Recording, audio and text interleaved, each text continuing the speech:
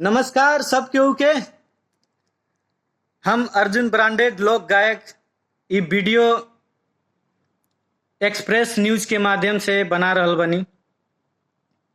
किसानी गीत बा। आजाद भारत में सब ही मोटाइल, आजाद भारत में सब ही मोटाइल, अरे दुबराइल काहे किसान रे, ई अन्नदाता मरत काहे भूखो, उपजावे जौ गेहूं धान रे, ई अन्नदाता मरत काहे भूखो। संसद लोग जाके सदन में बिकाला, गरीबन के ओट काहे फ्री में जाला। संसद लोग जाके सदन में बिकाला, गरीबन के ओट काहे फ्री में जाला। अरे सबके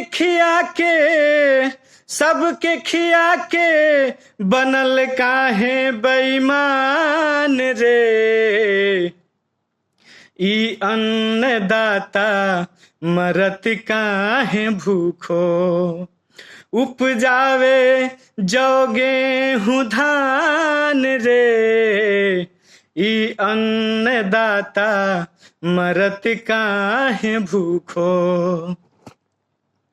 जुल्मी कानूनवा किसान पर ठोकाला, अरे नहीं के छतिया पे मुंगवा दराला।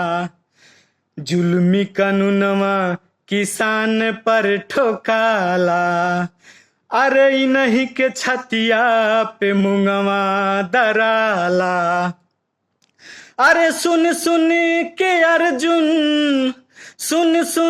के अर्जुन भइल हैरान रे, ई अन्नदाता मरत काहे भूखो, अरे उपजावे जौ गेहूं धान रे, ई अन्नदाता मरत काहे भूखो।